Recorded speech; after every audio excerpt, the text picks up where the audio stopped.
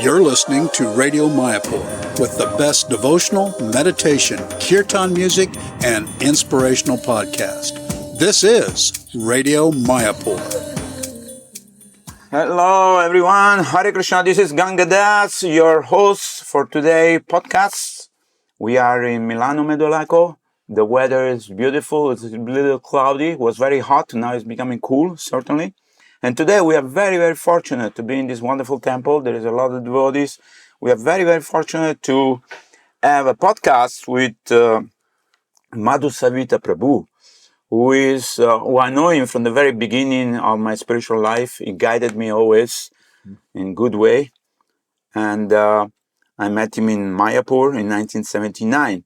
So he's born in Rome on 1952. And of course, after his study and he traveled to India, he ended up in Kathmandu, and in 73 he met the devotees and his life changed. He went on a spiritual platform quest to understand the truth.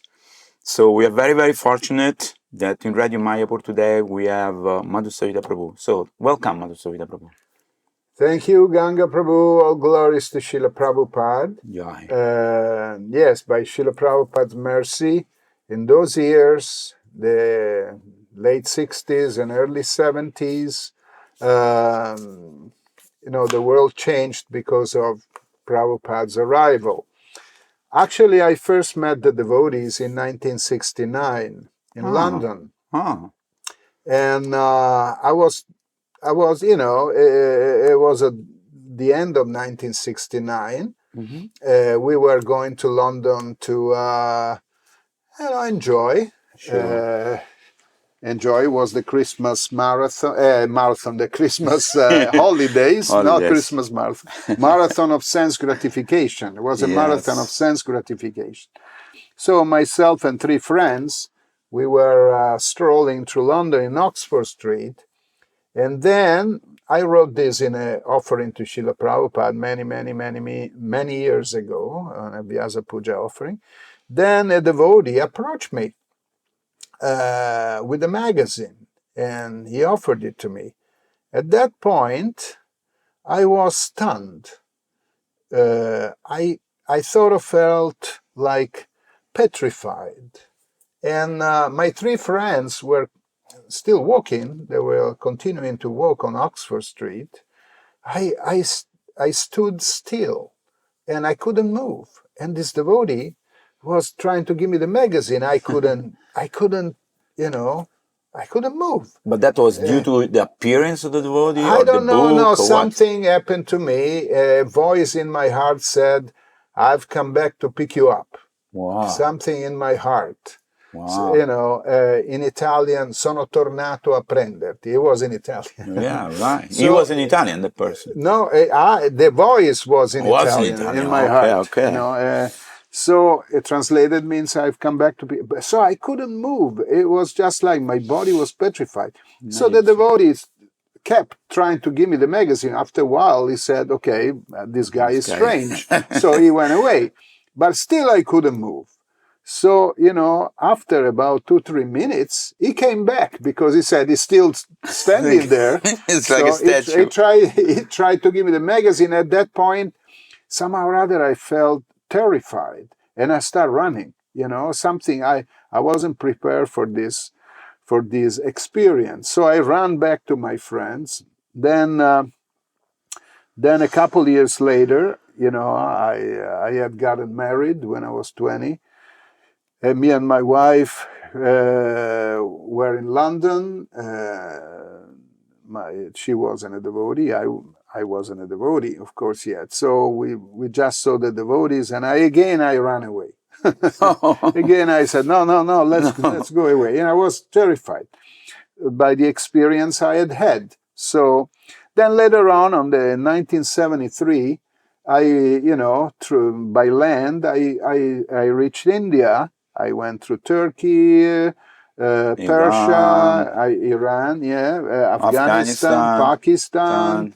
Then I went to India. I went to see the Dalai Lama. Was not McLeodganj. McLeodganj.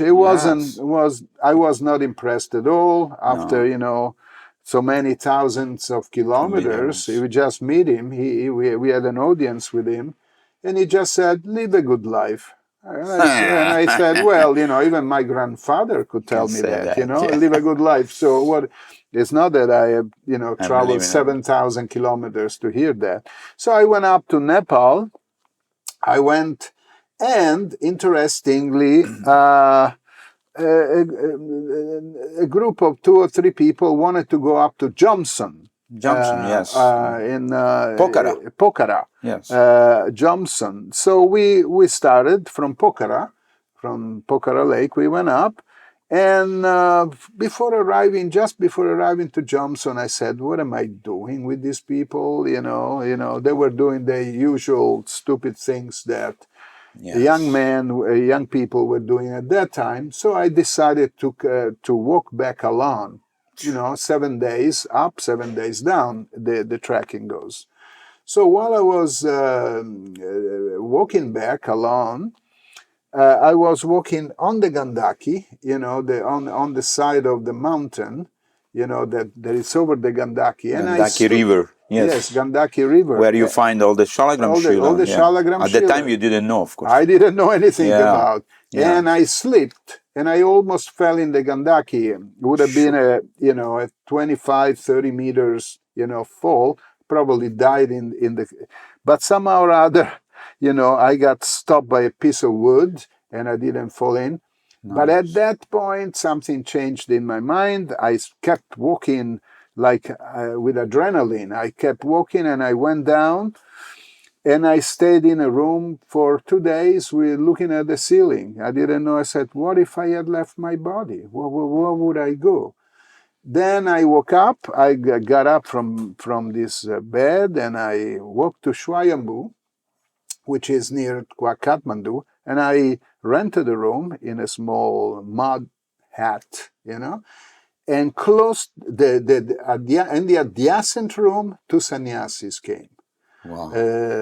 Devananda, who was had been Prabhupada's secretary, and Rishikeshananda, who was also, was the first devotee to go to India in 1967.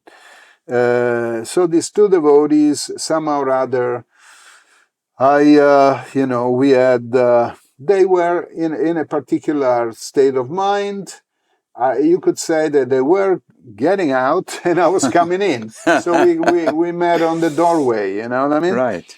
It's not that they were getting out. I don't want to be offensive. Rishikeshananda is a nice devotee still, and Devananda unfortunately left his body, but they were getting back into the use of LSD and this kind of stuff, which we took together, and that was the turning point. I saw so many things that I don't want to describe. But I couldn't imagine them. They must have been real because, I didn't have any informations in that regard. So that was the turning point in my life. After a big battle within my mind, I used to go every day from Swayambhu down to Kathmandu.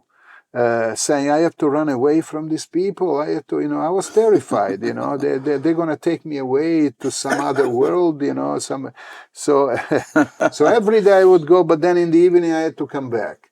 So after a week like this, and there was a bunch of freaked out people on the way. There was someone who was going also from Swayambhu to Kathmandu every day, running on one leg and yelling, Jesus. So he was walking down, me too, a bunch of mad hats. So at one night I went to them and I sat on their doorway and I said, okay, I want to the sannyasi. Yes, and yes. I want to become a devotee. So they took me. We opened up the first temple in Kathmandu, a very unique type of temple, because of the particular sadhana, you could say, that was maintained there. It was called the bakery, and we had the Sunday feast, and people started coming, Nice.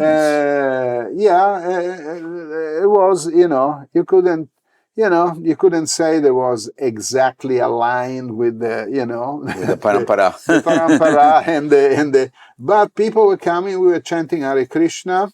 Nice. And I remember one incident, in the beginning, I was dressed as a sannyasi because there were no brahmachari dresses Right. that time. So they gave me one of their sannyasi dress. So I was dressed as a sannyasi with a long sika and like that. So one time I was walking with my japa beads and one freak, one hippie, all, desperate. He calls me, grabs me, come here, come. And he takes me into his motorhome. And his girlfriend was lying there. She seemed to be dead, probably an overdose of drugs or whatever it was. So he was, yelling, do something. He was freaked out. So was freaked out. So I started chanting Hare Krishna in the ears of the girl. I started Hare Krishna, Hare Krishna. I was afraid of him. I said, this guy is going to kill me. So Hare Krishna, Hare Krishna, Hare Krishna. So, and then I said, it's done. Don't worry. She will wake up. And I ran away. Then the day after, he came to the so-called temple, the bakery, with a big piece of, ashish, saying, she woke up, she has, she came back to life, thank you, and this is an offering for your temple. So these were the timings. Now, by Krishna's grace, by Srila Prabhupada's mercy, I felt that something was not really in line, with because I started reading the books, and even though my English was school English and I wasn't proficient in English, still I could read and understand. And then I said, there must be something different. It's too different here. Whatever you read and whatever we do is something else. Whatever we do they are two different things. So I started developing the desire to go down to Vrindavan. Right. And but there was no money. So, one particular thing, I was playing guitar. I had a guitar with me, and I was playing guitar.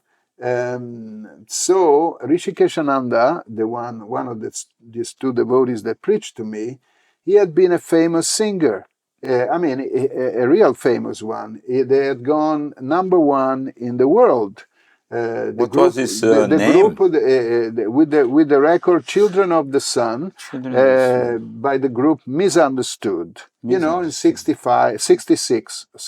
Oh. So that's why we met. We were I was playing guitar. He was singing. So he said, well, don't go to Vrindavan. We'll go to London and do something. So he wrote to Mukunda Maharaj. Who was already in London. Yes. And he said, I have a guitar player and myself, I want to get back into music. We'll get there. And can you speak to George Harrison? So Mukunda Maharaj wrote back saying, yes, I spoke to George, and you two can come. So we didn't have any money. I wrote to my father, please send me some money. And surprisingly enough, we were in Nepal. The bank there, Nepal Rastra Bank, you go in the bank, and there was the counter with written official. And then there was a small thing on the right in the bank with written black. You could do... You change the money in white or officially, black. Or you could change black in the bank. So, after 2 days, some news come to me that your money has arrived. I said, it's not possible. Your father in 2 days, the money. And I had asked for a couple $100 or $300. My father had sent $900. Whoa. So, I thought this is not possible. It can't be my father. It's a misunderstanding. So the money stayed there. The money stayed there, and my father was refunded after 3 years. They gave me back the money from the Nepal Rastra Bank. You didn't go and take it? But I didn't go and take it because I couldn't believe that in 2 days, days, the money had arrived and it was 900. I said, the $900 is, it's not possible. So what happened is that, I said, the money is not coming. I want to go to Vrindavan. So I collected some money and I went down to Vrindavan. I arrived in Vrindavan, and there, I was welcomed. There was Guru Das, Yamuna, Surabhi Swami, Gunarnava. The temple was under construction. I mean, it was the end of 73, beginning 74. And so, and they asked me about the preaching in Nepal. When I told them things, he said, well, the standard is different. The real standard is this. So they really put me online regarding how to chant, how to, regarding the regulated principles. It was a nice time. It was a little bit cold. I remember there was a disciple of Srila Bhaktisiddhanta Saraswati Goswami, Anand Maharaj. Mm-hmm. There was the cook.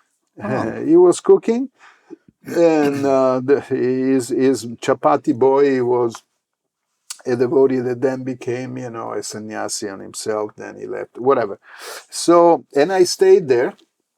Then Vishnujan Maharaj arrived in those areas, and he said, we're going to go with a boat down to Mayapur. Tristadyumna was there, Baba Budi Prabhu was there, Sri Ballabha. So they said, you join us, let's go together. So after distributing some time in Delhi, magazines, and we took a boat, and this is the same boat which was the original boat, which is still there in Mayapur.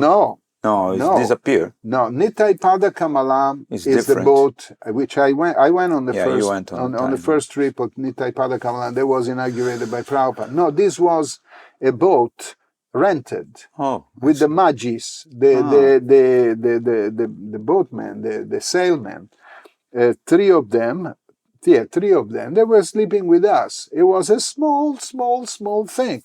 We were all inside this boat, going down the Ganges, and we would jump out of the window to go and take bath, But it was beautiful during the sunset. We would sit on the top of the boat, and Vishnujan Maharaj would sing bhajans with his harmonium, bhajans, and it was very nice. So the adventure continued. The adventure continued. It was very austere because I don't know for what reason in the world they had decided we'll just eat, and this went on for 17 days. We'll just eat puff rice and gur.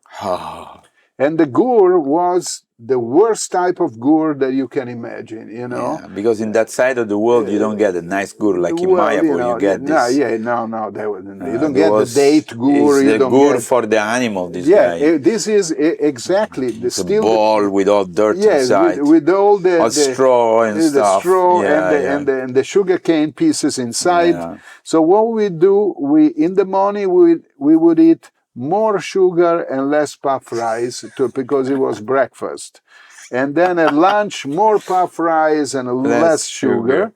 And in the evening, we would cook the puff rice in a big pot and make it puff rice, gur puff rice balls and distribute it in the villages. That's called moha. Moha, yeah. And but everyone had stomach problems, big, sugar, because this ferments in your stomach. Ferments. Yeah, we had the runs, it was that was not good diet. Very, very, very austere. Only I remember in Nityananda's appearance day, we got some vegetables and cooked something. It was a relief that day. But for 17 days we went on like this. Then we had to leave the boat, And but the Magi they were eating somewhere. The Magis were eating whatever they wanted. But they cook themselves, or they go and eat outside? No, they go now. They cook themselves. They eat fish or whatever. Everything. So then we had to leave the boat because of the waterfalls were there. There is this level. There is this level. Yeah, it was dangerous. So we took a truck, went to Mayapur.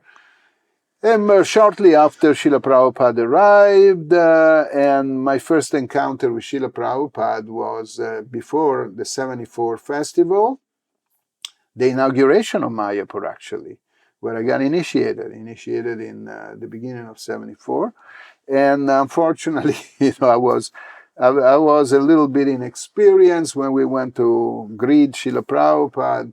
My dhoti wasn't put properly. So I was close to Prabhupada's car and jumping, and my dhoti fell off. And Prabhupada was just looking at me in copy, in underwear.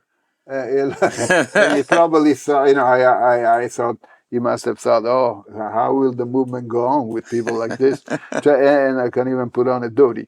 Then I got initiated in 74 in Mayapur. It was very nice. And there were not so many people in Mayapur at the time, maybe 20, 30 devotees? No, not many. Only the Lotus building and the baths. Well, there weren't even bathrooms in the Lotus. There was a round.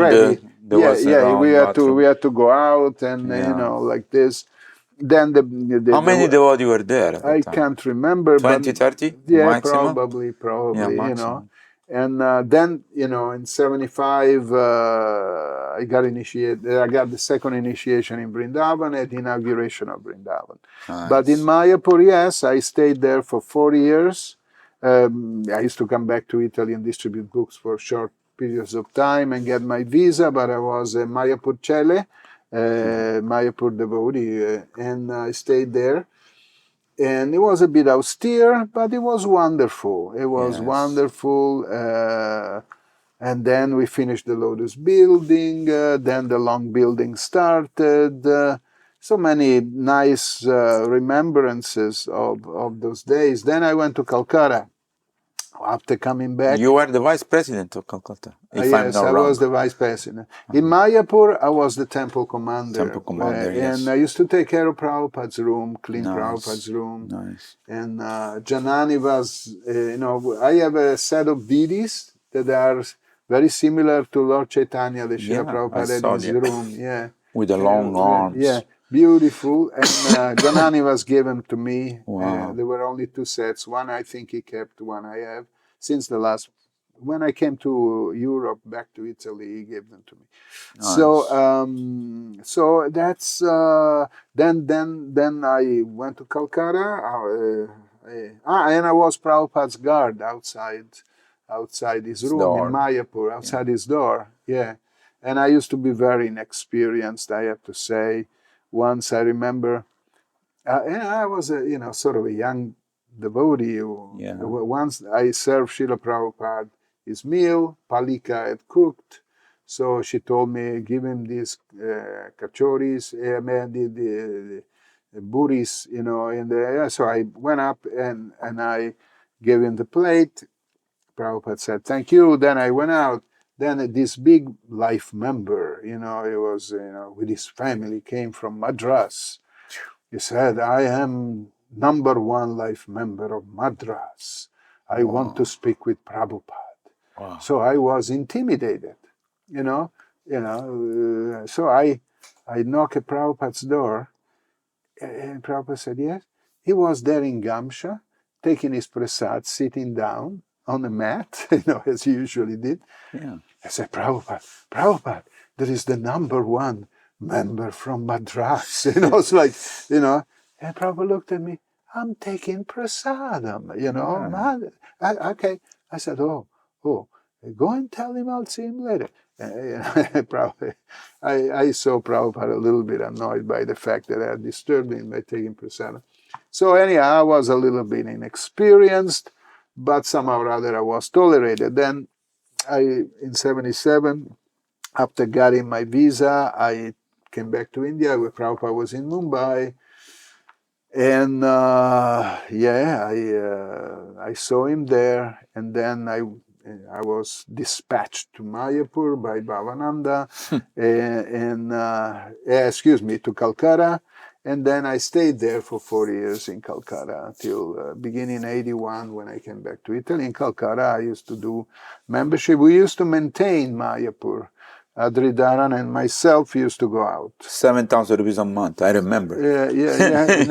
Mayapur had no income at the time. No income. And there were no tours. There was nothing. There was nothing. So nobody wants to go there. Nobody wanted to go there. But I have to say, to his credit, Adridaran had this idea of making the tours and Rajarishi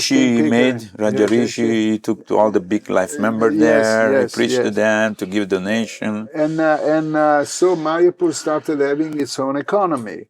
In Calcutta also, we started due to the genius of a devotee called Yogesh Chandra, an American devotee. He had the idea of getting books sponsored. So in 77.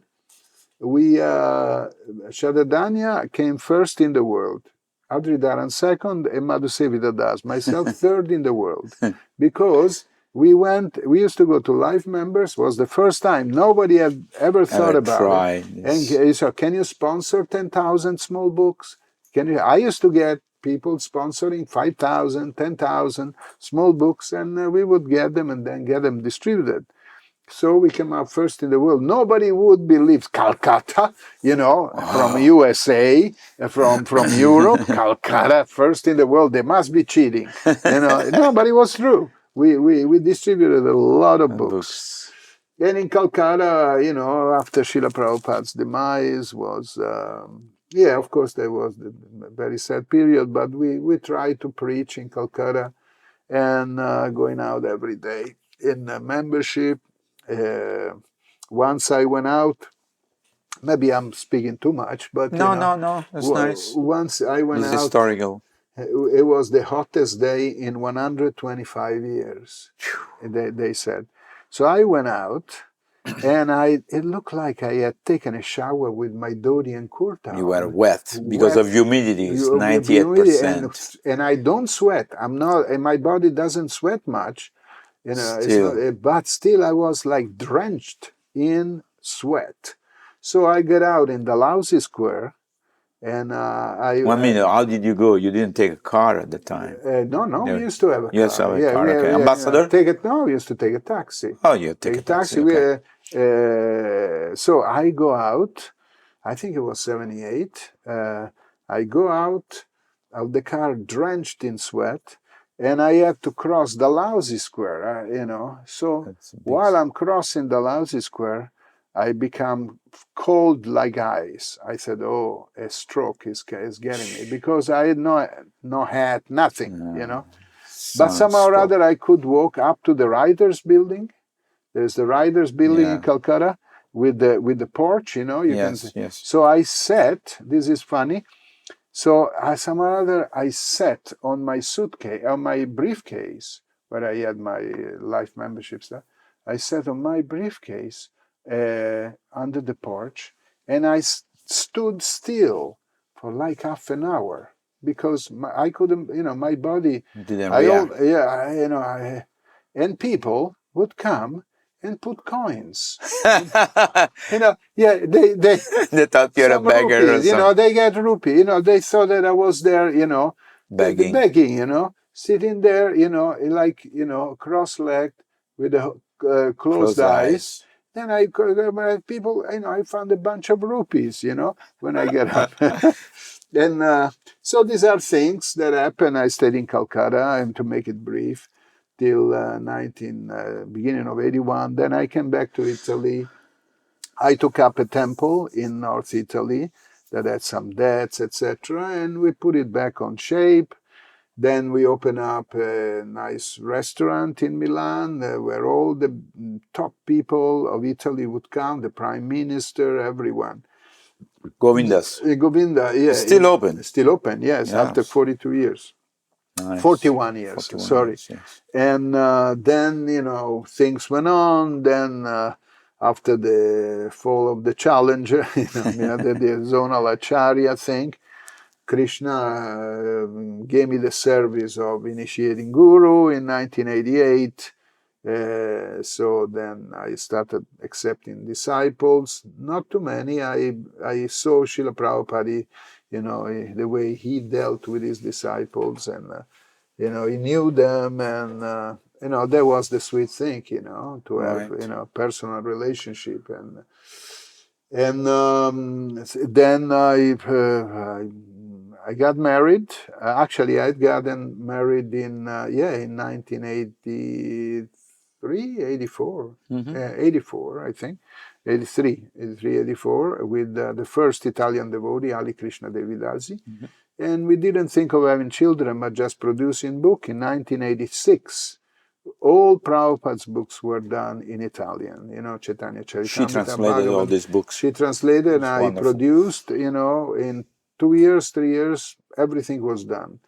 Then that means the BBT is established at the time in Milan. Yes, we had the BBT established. Yeah, it's still here. It's still here, yes. You can see we have a big building, and for our languages, Italian, Greek, Dutch, etc. And but you also took responsibility as a GBC governing body commissioner. That happened after the birth of my. They asked me to become GBC in 1989. I said no, because my wife wanted to have a son, which was born in 1989. Yeah, and then I became a BBT trustee before I was just a manager in 1991. In 1992, I became a GBC for Italy and other parts of Europe, Belgium, Holland, etc. And now I'm still offering some little service, and I hope I'm not discouraging anyone. Not at all. in my service, and but let me ask you a question. What is the most challenging service as a GBC? Because I'm sure there is so many things happening. I want to be positive, but I'm saying, what is the challenges you find as the movement expands, it grows, and there's a lot of people and a lot of I'll be very in general. Frank. Thank you for the question. I'll be very frank. At one point, Srila Prabhupada had said, we have enough centers, we have enough devotees. Let's boil the milk. Let's make the kheer.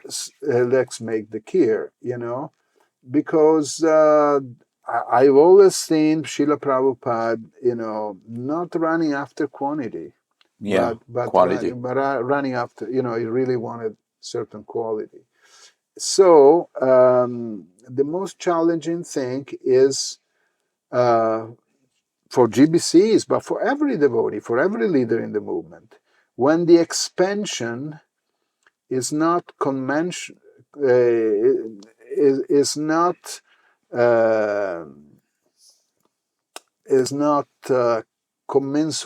you say in Italian, is not sized with our capacity to boil the milk. Right. Okay, so I see a great expansion, but surprisingly enough, I see temples where they don't keep the deity worship up to standard. Wow. There are many temples in the world. Prabhupada said, at least maintain what I've done. Yes. Okay, now there are many temples in the world where, very few residents. I'm not saying that there should be only residents, but there should be a balance. There should be temple residents and there should be congregation. Yes. Now, because of the expansion of the congregation, the overexpansion, in my humble opinion, of numbers, we are suffering in certain temples. There is no proper deity worship. In some temples, no one lives in the temple. They go and offer deity worship from devotees that live outside. I've heard in the United States. And we are not making Western devotees very much, which Prabhupada wanted so much. So much. And therefore, I think we have suffered with overexpanding due to thinking of numbers, due to thinking of figures in our movement. And we have underestimated the power of Kali in,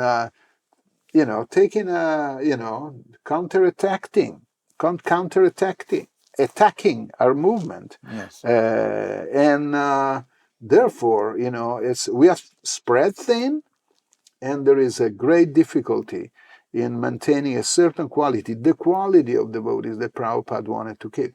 I think this is the greatest challenge for the GBC body. Right. To keep unity, and of course there will be diversity. There must be diversity. Should be. I made a presentation to the old GBC body many years ago, 10 years ago, in unity and diversity. But those who, you can't encompass and metabolize everything in our movement. When you have a big expansion, there'll be differences. Certain differences can be tolerated within ISKCON. Yes. Certain others, they have to, they become relatives of ISKCON. Right. They are not part of the inner family. And that courage the GBC body has to have to ascertain. So I don't want to go further with that, but this is the greatest challenge for our movement for the future. Stop expanding and inflating like anything. Think of the quality and think of something that can endure and last for decades, as Prabhupada wanted. So thank you very much. 1 minute, last question, because now things are changing in the world. At the time we become devotee, you would become devotee before me, and there was this, people searching for something. But I said the new generation, and so I don't know. I cannot understand. The problems I cannot relate. I cannot figure it out. Yeah, the problems are the same. But their approach is not like, okay, let me find out, let me figure out. I don't know. I cannot understand how we could, how we can preach to this youth. Because they look like they're not interested, or they look like... You can't generalize. No, of course. Ganga Prabhu. Sure. Even at our times, there were people just interested in drugs to get stoned. They didn't search for anything. And many of them have died, or or become weird, etc. Yes. Now, you have... it's only the change is only apparent. It's only superficial. It's only external. There are people that want to know, but they are not. They don't have the same dresses, the same language that they have in the 60s or 70s or 80s. Obviously. But they are there. So the types of people are the same: innocent, envious, and potential devotees. Or devotees. Yes. So we have to be convinced about that, because otherwise, someone in what I judge in an offensive way says that Srila Prabhupada's books were good for that particular time, place, and circumstance. The language, etc. Now we have to change the language and the approach to the devotee. Prabhupada spoke against... change anything. Don't change anything. Not only, in the 60s, 70s, we were fighting against the war, Vietnam War, that. Yes. Prabhupada said, no, war is good, like Arjuna has to fight. Yes. So we were long hair. Prabhupada said, shave a head. Free sex, no sex. You know what I mean? So, we shouldn't be overly influenced by the apparent external change of things. There are sincere souls that will want to become devotees. We have to search for those, and the same language of the Bhagavad Gita, the Bhagavatam, it will convince them. So, book distribution hasn't changed. No, it has so to go on. Why should we change our approach? It's not that now we have to give certain gratifications that we couldn't give in the 60s. No. It's like, or compromising. We have to make changes or adjustments like this for the purpose of compromise. Nothing.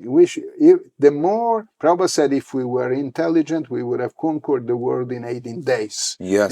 Yes. That means, without doubts, go ahead and spread Krishna consciousness in a direct way. So that's my answer. Absolutely. Is there any message you'd like to give to the Radio Mayapur people listening to us today? That I'm missing Mayapur, Radha Madhava, and I'm a Mayapur Chele. So I hope you will come for festival this year. Yeah, definitely. March, so we're missing you, Madhusevita. Thank you so much. I come every year. Yeah, okay. Thank you so much for this wonderful time you spent with us, and hope that we will be able to contribute in some way, because this we are explaining to people. No, it's a beautiful initiative. Yeah. Radio Mayapur is a beautiful initiative. Congratulations. Thank you so much. Hare Krishna. All glories to Srila Prabhupada. You're listening to Radio Mayapur with the best devotional, meditation, kirtan music, and inspirational podcast. This is Radio Mayapur.